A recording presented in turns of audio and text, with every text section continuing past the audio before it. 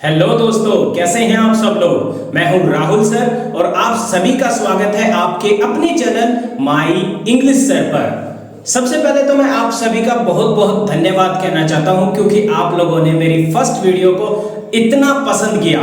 तो आप सभी के प्यार और आशीर्वाद के लिए दिल से धन्यवाद। आज का जो हमारा टॉपिक है वो है प्रेजेंट इंडेफिनिट टेंस। आज हम प्रेजेंट इंडेफिनिट टेंस की बारीकियां जानेंगे, लेकिन शर्त सिर्फ इतनी है कि आप लोगों को वीडियो पूरी देखनी होगी और आप लोगों के जितने भी डाउट्स हैं प्रेजेंट इंडेफिनिट टेंस को लेके वो बिल्कुल दूर हो जाएंगे। तो आइए टाइम ना खराब करते हुए देखते हैं कि प्रेजेंट इंडेफिनिट टेंस है क्या। What is tense? टेंस का मतलब होता है काल, समय, कार्य का समय। जब आप कोई भी कार्य करते हो और उस कार्य के होने का समय पता चले उसे टेंस कहते हैं। टेंस इसके दो पार्ट होते हैं, नंबर 1 टाइम, नंबर 2 वर्क, और इन दोनों से मिलकर बनता है टेंस। देखिए, time plus work means tense. समय प्लस कार्य मीन्स काल, समय कार्य काल, मतलब कार्य का समय। टाइम इसके 3 पार्ट होते हैं, present, past and future. Work, जैसा कि आप जानते हैं टाइम प्लस वर्क का मीन्स ही होता है टेंस। टेंस वह प्रक्रिया है जो हमें कार्य का समय बताती है। टाइम को हमने जान लिया, इसके 3 पार्ट होते हैं। अब जानते हैं वर्क के कितने पार्ट होते हैं।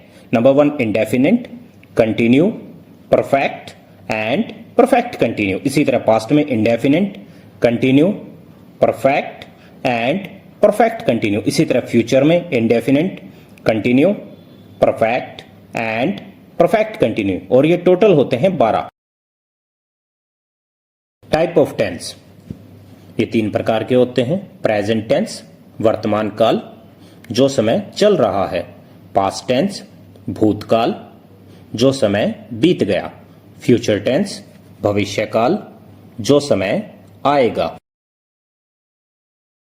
अब तक हमने जाना कि टेंस के 3 पार्ट होते हैं, प्रेजेंट, पास्ट एंड फ्यूचर। अब जानते हैं प्रेजेंट के कितने पार्ट होते हैं। पार्ट ऑफ प्रेजेंट टेंस, ये 4 प्रकार के होते हैं। नंबर 1 प्रेजेंट इंडेफिनिट टेंस, वर्तमान अनिश्चित काल। प्रेजेंट कॉन्टिन्यूअस टेंस, वर्तमान लगातार काल। प्रेजेंट परफेक्ट टेंस, वर्तमान पूर्ण काल। प्रेजेंट परफेक्ट कॉन्टिन्यूअस टेंस, वर्तमान पूर्ण लगातार काल। इसी तरह पास्ट के भी 4 पार्ट होते हैं और फ्यूचर के भी 4 पार्ट होते हैं और ये टोटल होते हैं 12। आइए अब जानते हैं टेंस के सबसे पहले पार्ट प्रेजेंट इंडेफिनिट टेंस के बारे में। वर्तमान अनिश्चित काल, रट्टा नहीं मारना है, इसी के अंदर छुपा हुआ है वर्तमान अनिश्चित काल। मतलब कि वर्तमान में जो कार्य आप करते हो लेकिन उनका समय निश्चित नहीं है। इसकी पहचान होती है ता है, ती है, ताहू, ती हूं, ते है, ते हो। यदि किसी वाक्य के अंत में आपको यह पहचान मिल जाए तो समझ जाइए कि यह आपका प्रेजेंट इंडेफिनिट टेंस से है। हेल्पिंग वर्ब इसकी होती है डू या डज। डज का यूज करते हैं 3rd पर्सन सिंगुलर के लिए, डू का यूज करते हैं अदर्स के लिए। मेन वर्ब होती है इसकी वर्ब की फर्स्ट फॉर्म प्लस एस या ईएस। प्रत्येक टेंस के अलग यूज होते हैं जिससे हमें टेंस को पहचानने में आसानी होती है। Use of present indefinite tense, इसको हम 2 प्रकार से यूज करते हैं। फॉर इंडेफिनिट वर्क, अनिश्चित कार्यों के लिए। फॉर डेली रूटीन वर्क, रोजमर्रा कार्यों के लिए। अनिश्चित कार्य वह होते हैं जिन कार्यों का समय निश्चित ना हो, और रोजमर्रा कार्य जिन कार्यों का समय निश्चित ना हो लेकिन हम वो काम भी रोजाना करते हैं। कहने का मीन्स यही है कि दोनों कार्यों का समय निश्चित नहीं है लेकिन एक कार्य हम रोजाना करते हैं और एक कार्य कभी कभार। आइए और अच्छे से समझते हैं।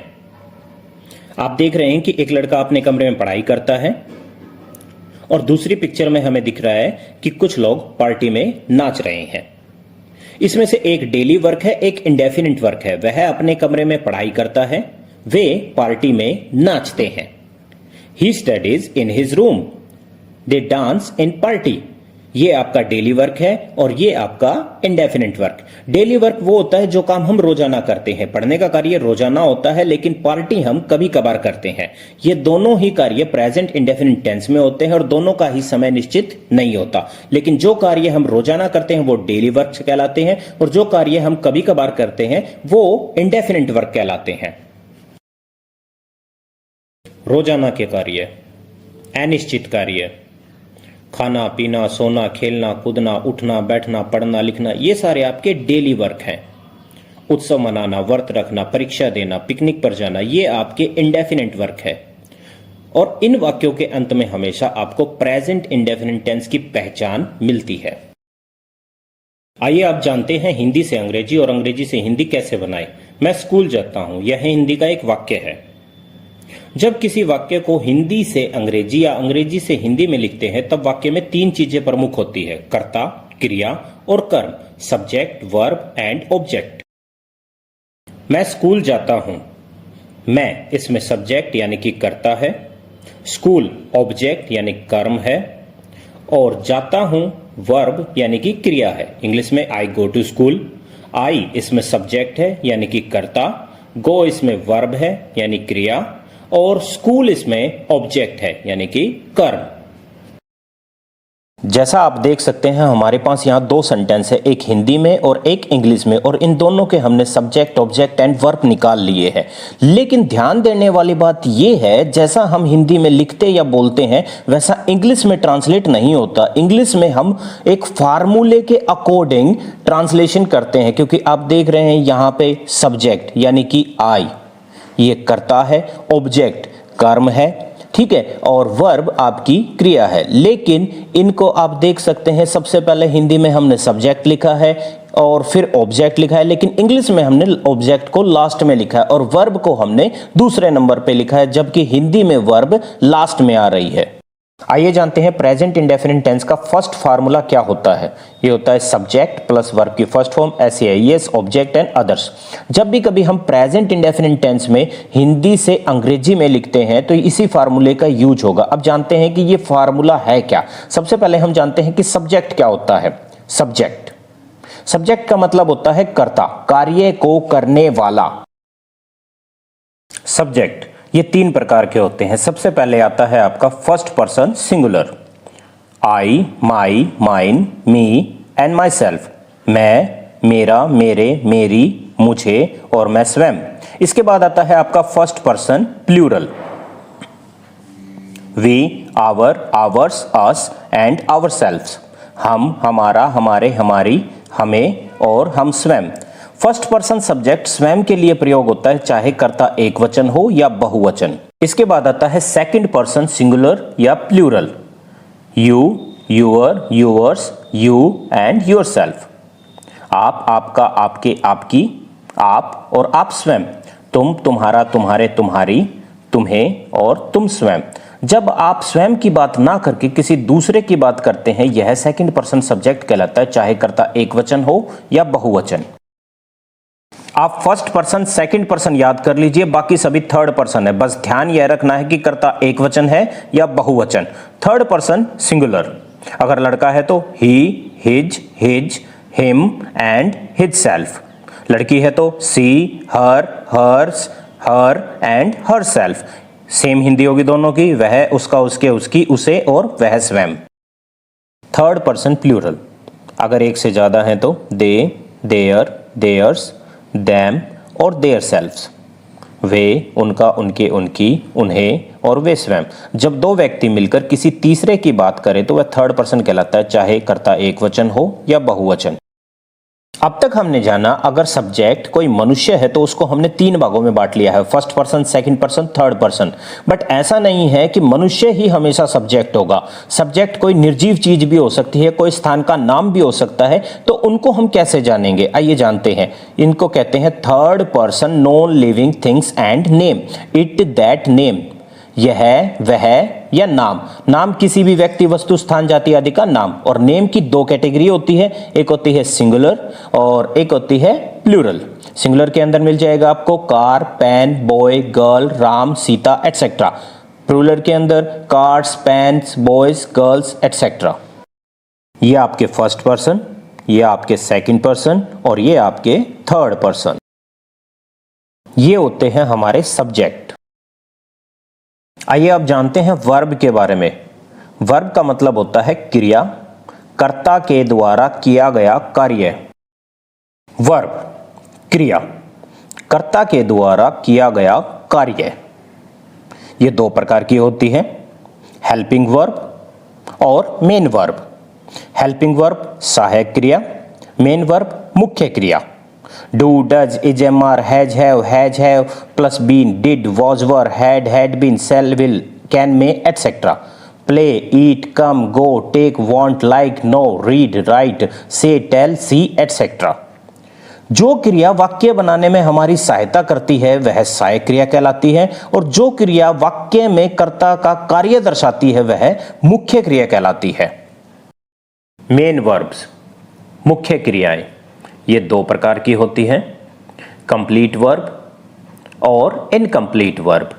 पूर्ण क्रियाएं, अपूर्ण क्रियाएं। आई प्ले, आई वांट, मैं खेलता हूं, मैं चाहता हूं। प्ले, यह क्रिया पूर्णता अपना कार्य बता रही है।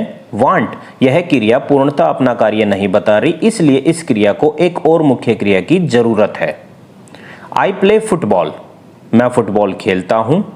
आई वांट टू प्ले फुटबॉल, मैं फुटबॉल खेलना चाहता हूं।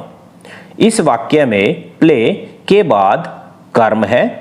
इस वाक्य में वांट के बाद एक दूसरी मेन वर्ब प्ले का यूज हुआ है, फिर उसके बाद फुटबॉल का।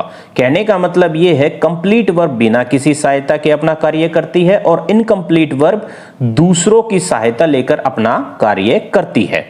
पूर्ण क्रिया हो या अपूर्ण क्रिया, इनकी तीन तीन फॉर्म होती है।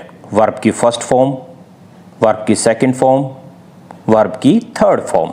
इसी तरह यहां वर्ब की फर्स्ट फॉर्म, वर्ब की सेकंड फॉर्म और वर्ब की थर्ड फॉर्म, और ये तीनों फॉर्म टेंस के अनुसार प्रयोग होती है। कंप्लीट वर्ब हो या इनकम्प्लीट वर्ब, इनकी तीन तीन फॉर्म होती है, लेकिन ये फॉर्म भी तीन प्रकार की होती है।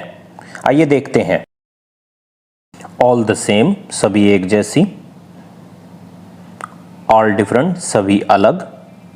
वर्ब फर्स्ट फॉर्म के साथ ईडी, यहां पे सभी एक जैसी वर्बें हैं, यहां पे सभी एक दूसरे से अलग हैं, और यहां वर्ब फर्स्ट फॉर्म के साथ ईडी लगा रखा है सेकंड एंड थर्ड में। वर्ब हमने जान ली, तो अब जानते हैं यूज ऑफ एस या ईएस। यूज ऑफ एस या ईएस, अगर प्रेजेंट इंडेफिनिट टेंस में वाक्य की शुरुआत थर्ड पर्सन सिंगुलर से होती है तो वर्ब के अंत में एस या ईएस लगता है। ही गो टू स्कूल, वह स्कूल जाता है। ही गोज टू स्कूल, वह स्कूल जाता है। यह सेंटेंस आपका गलत है क्योंकि इसमें एस या ईएस का कोई यूज नहीं, जबकि हमें पता है प्रेजेंट इंडेफिनिट टेंस में अगर थर्ड पर्सन सिंगुलर से किसी वाक्य की शुरुआत होती है तो वर्ब के अंत में या तो एस लगता है या फिर ES. He goes to school, ये आपका सेंटेंस ठीक होगा। लेकिन जानने की बात यह है कि हमारे पास दो चीजें थी, एक एस एक ईएस, हमने यहां पे ईएस क्यों लगाया, तो आइए जानते हैं। यदि किसी वर्ब का अंतिम अक्षर O, double S, S H, C H, X या जेड है तो वर्ब के साथ ईएस लगता है और अन्य सभी वर्ब के साथ एस लगता है। आइए देखते हैं। He goes to school, Ram plays chess, वह स्कूल जाता है। राम शतरंज खेलता है। ही एंड राम दोनों ही थर्ड पर्सन सिंगुलर है, लेकिन एक के साथ ईएस लग रहा है और एक के साथ एस। लेकिन एस या ईएस सिर्फ प्रेजेंट इंडेफिनिट टेंस में थर्ड पर्सन सिंगुलर के लिए वर्ब की फर्स्ट फॉर्म के साथ लगता है। तो ये था हमारा यूज ऑफ एस या ईएस। आइए अब जानते हैं ऑब्जेक्ट के बारे में। ऑब्जेक्ट, ऑब्जेक्ट का मतलब होता है कर्म, कर्ता की क्रिया का उद्देश्य। कर्म वह व्यक्ति या वस्तु है जो क्रिया से प्रभावित हो। Rahul sir teach you, Rahul sir आपको पढ़ाते हैं। राहुल सर इसमें कर्ता है, टीच इसमें क्रिया है और यू कर्म है। इस वाक्य में कर्ता की क्रिया का उद्देश्य यू है, क्योंकि राहुल सर पढ़ाने की क्रिया आपके लिए करते हैं। तो ये होता है कर्म, कर्ता की क्रिया का उद्देश्य। आइए अब जानते हैं अदर्स के बारे में कि अदर्स क्या होता है।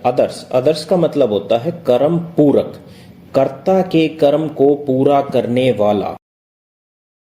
You go to office daily, आप रोजाना दफ्तर जाते हैं। इस वाक्य में यू कर्ता है, गो क्रिया है, टू एक संबंध सूचक शब्द है, ऑफिस कर्म है और डेली कर्म पूरक है।